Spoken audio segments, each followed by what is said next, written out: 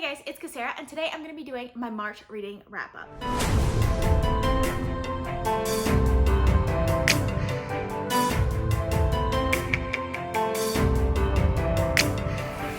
So the month of March was a weird month because at the beginning of the month, I really wasn't feeling like reading any fantasy books, which is weird for me because I read a lot of fantasy and I had like 5 or 6 fantasy books on my TBR. I didn't get to all of them, unfortunately. There are a few that are rolling over into April, but I did get to quite a few of them. It was also middle grade March and Women's History Month, so I tried to read more books by female authors. We'll see today if I succeeded in doing that.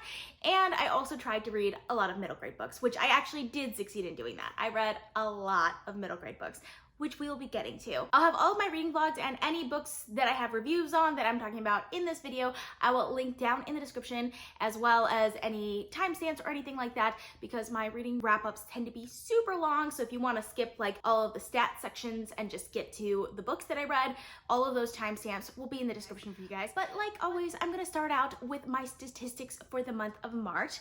So I ended up reading 24 books in March, which is a lot. But I will say that there were a lot of shorter books and a lot of audiobooks, which makes it a lot easier to finish books quickly. So like if I'm reading a lot of middle grade books, for example, a lot of the middle grade books are really short. They may only be an hour for an audiobook, so I might finish it really quickly. And I know that because a lot of them were. For my stats, I'm gonna start by breaking it down by category. So in the month of March, I ended up reading 16 fantasy books, 3 sci-fi books, 1 historical fiction, 1 classic, 1 poetry collection, and 2 nonfiction books. As for star rating, my average star rating was 4.2 stars, which is really good. I always prefer it if my star rating is above 4.0.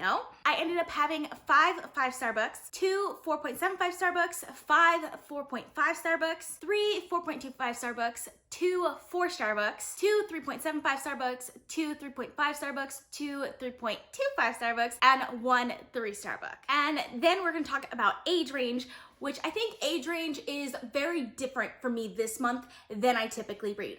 Because I only read 7 adult books, which usually adult is the main age range that I read. And then I read no new adult or young adult books, which I also really enjoy. But I read 9 middle grade books, 6 children's books. A lot of those children's books, I thought they were middle grade, but they were definitely for younger audiences, so that's why it ended up being so many. And 2 miscellaneous. Then we're gonna talk about where I get my books. This month, I read 9 books that I owned, 14 were library books, and 1 was from Audible. And then by the medium, so hardcover, paperback, audiobook, and all of that. And you can see by the chart that this month I had an abundance of audiobooks. So I only read 5 hardcover, 4 paperback, and I got to 15 audiobooks, which is probably the most audiobooks I've ever read in a month. Like usually I'm around 10, maybe 12 audiobooks.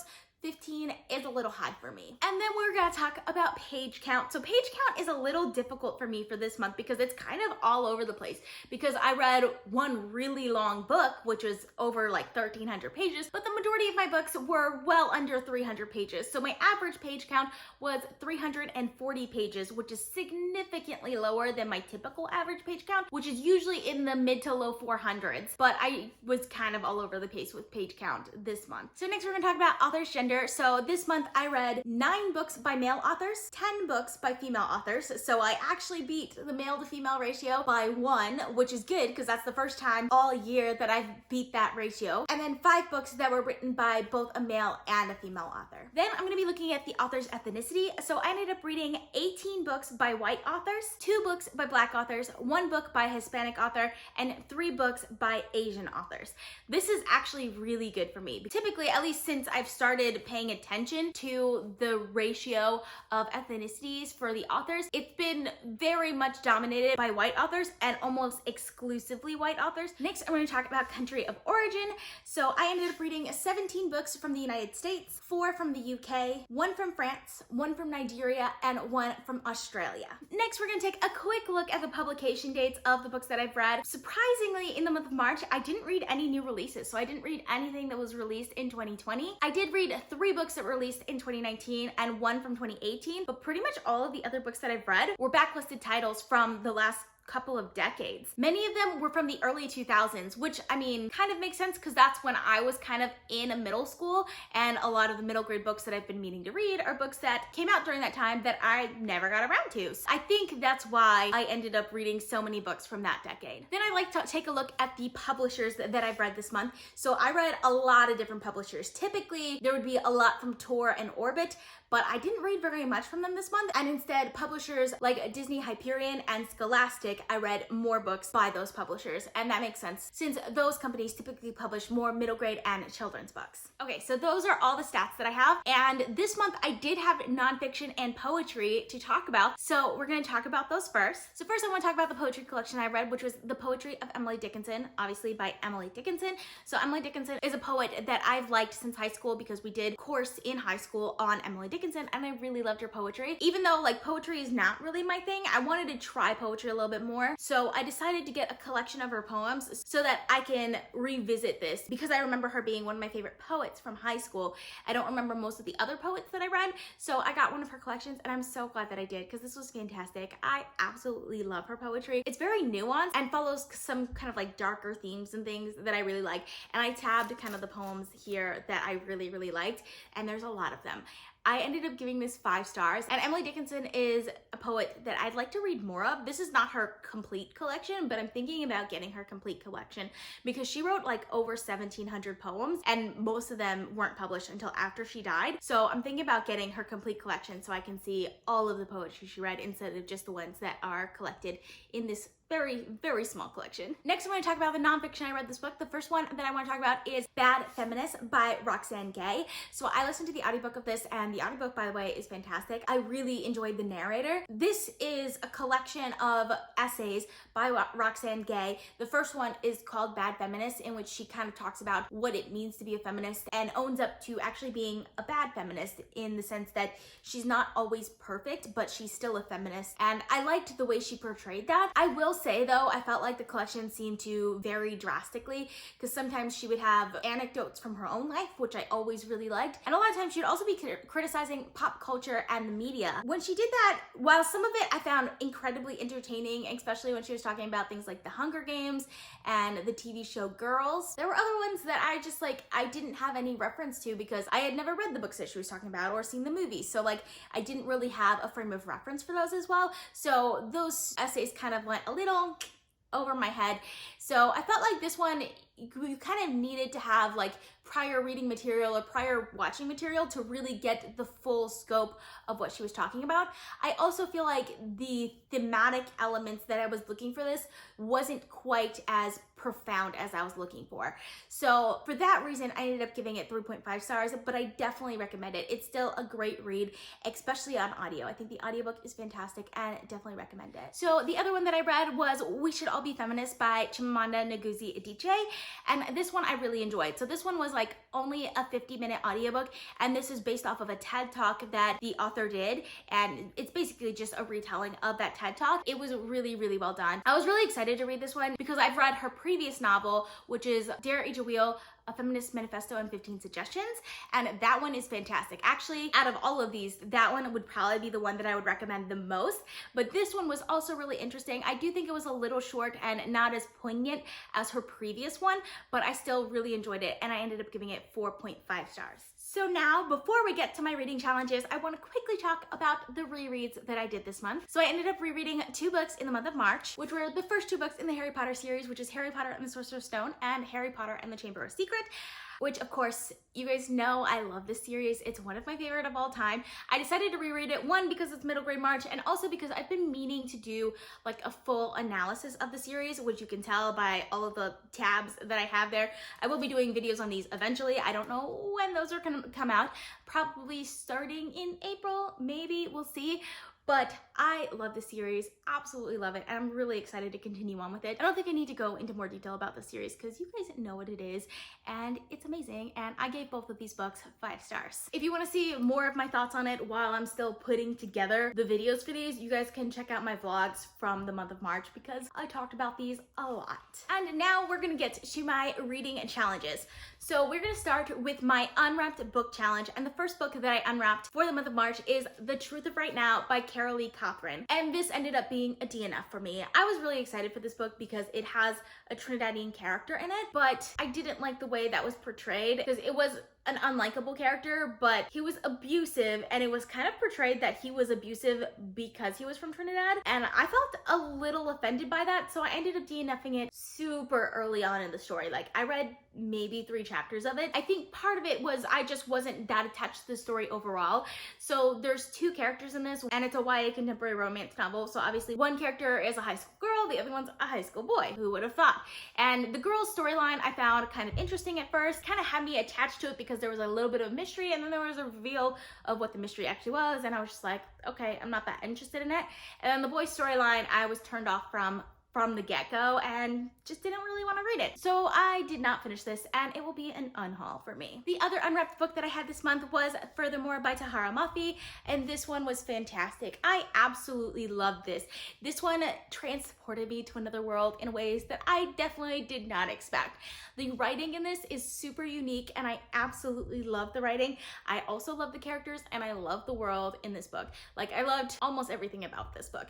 It gave me very Alice in Wonderland sort of vibes, which Alice in Wonderland is one of my favorites, and I really liked that aspect of it, but it also had more of a modern feel to it as well, and I really enjoyed this. So this is about a main character named Alice, and that's not the reason it gives me Alice in Wonderland feels to it, and the main character lives in this world in which color is one of the most important things, but she is completely colorless. So she is very pale and white from her hair all the way through her body, but the rest of her family and everyone else in this world are very colorful people. So she feels out of place because of that. I just really love the whimsical nature of this book, and it has an almost absurdism feel to it that I really enjoyed. After I finished this book, I immediately went on Book Outlet and bought the sequel to it. I'm really excited to get to it. I don't know when I'm gonna get to Witchwood, which is the sequel to this book, but I will get to it eventually because I really enjoyed this, and I ended up giving it 4.5 stars. And next we have to talk about my fantasy book series challenge. The first book that I ended up picking up is Heroes Die by Matthew Whitting Strover. So this is the first book in the Acts of Cain series, and this book is incredibly interesting. It is such a unique original concept, and I absolutely loved it. It's following the character named Harry Michelson, who lives in like sort of a futuristic Earth, but there's this kind of other world that he visits often, and in that other world he has an alter ego named Cain, who is basically an assassin, but technically this is just a role that he plays because he's an actor. And when he goes to this other world, as well as many of the other people who go to this other world with him, all of their experiences are recorded so the people back home can be entertained by the things that they do in this other world. And this other world is like your typical high fantasy world with different races and things like that. I really enjoyed the dual world aspect of this because it had politics from the modern, very futuristic human Earth, as well as politics of this other more high fantasy sort of world, and they kind of intermingled with each other, which was done in a really interesting way because you would have corporations from Earth while you also have like empires in this other fantasy world. So I liked that aspect of it. I also really enjoyed the characters. They were really well done, and I absolutely loved the writing in this. It's written very grimdark and it's very gritty, and I really loved it. And it made you love a character who is definitely not the hero of the story. So I loved that aspect of it as well. This is considered like kind of the ultimate anti-hero story, and I completely agree with that. It was really well done. One thing I will say, I was a little disappointed by the ending, and because of that I only ended up giving it 4.25 stars. The other book that I picked up for my fantasy book series challenge is The Shadow of What Was Lost by James Islington. So this is the first book in the Lincanus trilogy, and oh my gosh, I can't believe that I waited this long to read this series, because I was first introduced to the series back when I was reading the Wheel of Time series, which was like in 2010. So a while ago I had been meaning to pick up this book and never got around to it, and I completely regret it because this book was amazing. I know that if I had read this book back then, this series would probably be one of my favorite series of all time. Now though that I've read many other fantasy series, it has this very just classic feel to it that while I love, feels a little dated at times, but I still really enjoyed this. I love the characters in the series. I loved the tropes that this series uses, because if you've read the Wheel of Time series, they have this sort of trope where there's this kind of like dream world, which I love because it's kind of like a multiple world trope, which I love multiple world trope. This series does kind of the same thing, but instead of with worlds, it kind of does it with time, which I really enjoyed. I didn't expect that from the series, but I love anything time travel related, and this one was done really well. I also really love the magic and the world and just like pretty much everything about this book. It was so good, and I really love the ending. The ending surprised me so much, and I really love this book. So I ended up giving this one 4.75 stars, and definitely plan on continuing on with this series very soon. So now that we've gotten through all of that, it's time to talk about all of the fiction books that I chose to read in the month of March.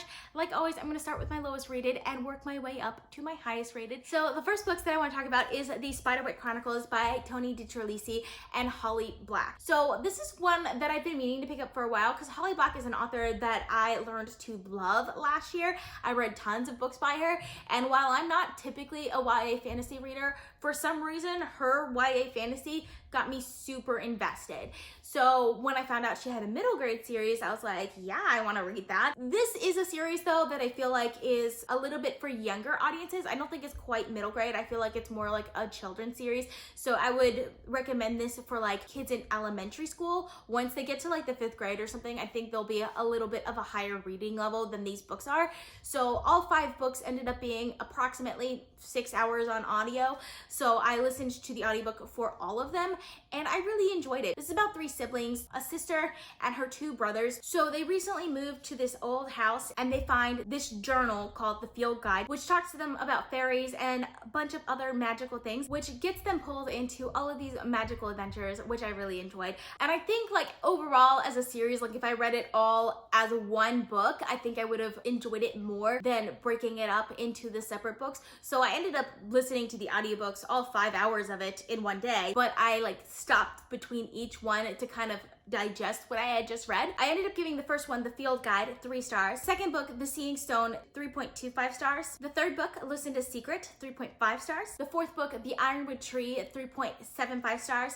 And the fourth book, The Wrath of Mulgarath, 4 stars, because the ending was really well done and I really enjoyed it. These were great characters in a very whimsical, magical world that was very well written, and I think it's a great series for young children. The next one I like to talk about is The Hero's Guide to Deadly Dragons by Cressida Cowell. This is the 6th book in the How to Train a Dragon series, and the How to Train a Dragon series is one that I'm really enjoying. I absolutely love this series. I love the world that it's set in, because it's set in kind of like a Viking world, but where dragons exist, and it's following the main character, Hiccup Horrendix Haddock III, who is going to be this legendary leader of the tribe, the Hairy Hooligans, but right now he is a young boy who's very awkward and small for his age and is easily teased and picked on, and I just love everything about this series, especially his dragon Toothless. I do think the 6th book was not as good as some of the previous books in the series, but I did end up enjoying it, and I ended up giving it 3.25 stars. So the next book in the series is Dune by Frank Herbert. So this one kind of caught me off guard a little bit. I don't think I really knew what to expect going into it, because I definitely thought of it as more of a classic sci-fi, but it comes across way more with the feel of a fantasy book. Even though like it is set in a sci-fi world, like it's set in another planet and they have technology and things like that, it has like your more classic fantasy sort of political situations and things like that. And I did really enjoy this, especially the plot. I think the plot is really well done, and I like the world building here. Like the world building is probably the best part of this book, but I never really got attached to the characters. And I feel like when there's a book that I'm not attached to the characters, I can't really get into it. I do, however, recommend the audiobook. I absolutely loved the audiobook for this one. It's semi-full cast, and like the main narrator of it is Simon Vance, which is one of my favorite audiobook narrators. And because of that, I think I ended up enjoying this way more than I would have if I was just reading the physical book, because I do feel really detached from the characters in this book. But overall, I did enjoy it, and I ended up giving it 3.75 stars. So the next book I'd like to talk about is Dragon Pearl by Yoon-Ha Lee. So this book is an Asian-inspired like sci-fi fantasy also, and it's following the character of Min, who comes from a family of fox spirits. And early on in the book, they find out that her brother, who is part of the Space Force, has gone missing, and the government believes that he has deserted, but she wants to prove them wrong, so she impersonates one of the Space Force cadets in order to find her brother and to find the Dragon Pearl, which is something that could potentially save her world. It's definitely a very unique story, and I really love the concept of this book, but like, I don't know what it is about books that straddle the line between fantasy and sci-fi. For some reason, I can never get as into them as I can pure sci-fi books or pure fantasy books. I don't know what it is about them, but I read kind of a lot of them this month, and it was kind of a weird reading month for me because of that. I think if it had been like a pure sci-fi book and it didn't have the magical elements to it, I could have potentially liked it a lot more. Or if it was a pure fantasy book and wasn't trying so hard to be a sci-fi book, I could have potentially liked it a lot more, because I really love the fantasy elements to it. I really love the sci-fi elements to it. I just didn't like it when they mixed, and I don't know why. I don't like, maybe it's a me problem and not a book problem. That being said, I do think it was a cute, adventurous novel that I did enjoy a lot, and I ended up giving it 4 stars. The next book that I like to talk about is The Little Prince by Anton Saint-Exupéry. Yeah, I don't know how to pronounce his name. I didn't know what to expect going in, because everyone seems to love this book, like really love it. All I've known about it was that it talks in kind of allegories, and it's sort of like a coming of age sort of story, and that's really all I knew going into this book. And I decided to listen to the audiobook, which I think was a mistake. I think I should have read the physical book. One, because the audiobook narrator was kind of annoying and kind of hard to understand at times, and also because illustrations play a pretty big part in this book, and I think you kind of need the illustrations to really understand this book. And while I did go to Books A Million and flip through to see the illustrations when I was reading this book, I still feel like I missed something while I was reading it. I think it's a book that I'm gonna have to reread again in the future. I also think it is a book that you will get more from rereading it later. So while there were parts of this book that I enjoyed because the narrator is quite unique, there were also parts of it that I just was kind of bored by, so I ended up giving it 4.25 stars. Next, I would like to talk about the Percy Jackson series by Rick Riordan. So I ended up reading 2 books from the series this month. I read The Titan's Curse and The Battle of the Labyrinth, and I loved both of them. They were both so good.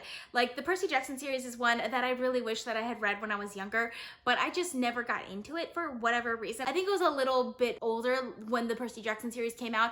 I was kind of in high school, so I was reading more YA and not as much middle grade anymore, but I really wish that I read this series because I love Greek mythology, and of course Percy is just such a funny character that I really enjoy, and all of his adventures are fantastic, especially all of his friends. Annabelle is one of my favorites too, and she plays a much bigger role in the 4th book especially, and I really enjoy that aspect of it, and I'm really excited to see how the series ends, because the next book in the series that I'm going to be reading is The Last Olympian, which I'm pretty excited for. I ended up giving both of these books 4.5 stars. So the next book I'd like to talk about is The False Prince by Jennifer A. Nielsen. So this is the book that you guys chose for me to read in the month of March in my poll for middle grade March, and wow, you guys chose a great book. I'm so surprised by this book because this is a middle grade book, but it has an extremely unlikable protagonist that kind of feels like he should be in a grimdark fantasy book, but he's not, and I loved every second of this because while it still had that feel of a middle grade series that you would expect, I also got the unlikable characters that I want from my grimdark fantasy novels that I read, and I really enjoyed that. I really didn't know what to expect going into this novel, and it really surprised me over and over again, and I really liked that. I did have an idea of what the reveal would be at the end, and I was right, but then there was more to it after that, and I really enjoyed that as well. So this novel is about a character named Sage, who is part of a group of orphans that are trying to impersonate a prince so that they could unify the kingdom. A lot of things happen, and it was great, and I'm really excited to continue on with this series. So I really enjoyed this book, and I ended up giving it 4.5 stars. So the next book I'd like to talk about is A Dash of Trouble by Anna Mariano. So this book is also a middle grade fantasy book. It is so much fun. It's about a character named Leonora, and she has 5 sisters, and her family is a family of brujas, but she doesn't know that. She doesn't even know that she has magic at first, but she finds out, and their family magic is through baking because their family owns a bakery, so they bake up like magical cookies and cakes and things like that. And Leo learns a few things before she's really ready for it, and she ends up getting into quite a bit of trouble, and it was so much fun. This book was so sweet and whimsical and just so adorable. I loved every second of it, and I ended up giving it 4.5 stars. I 100% plan to continue on with the series, and I'm really, really excited for it. So the next book I'd like to talk about is A Woman Is No Man by Etaf Rum. So I picked up this book because I had been seeing this book everywhere. This was not on my TBR, but I ended up picking it up anyway, and I'm so happy that I did. I ended up really loving this book. So this book is following 3 generations of Palestinian American women. One of the first characters is Isra, who lives in Palestine at the beginning of the book, but she has an arranged marriage to an American who lives in Brooklyn, New York. And then it also follows her daughter and her mother-in-law as well.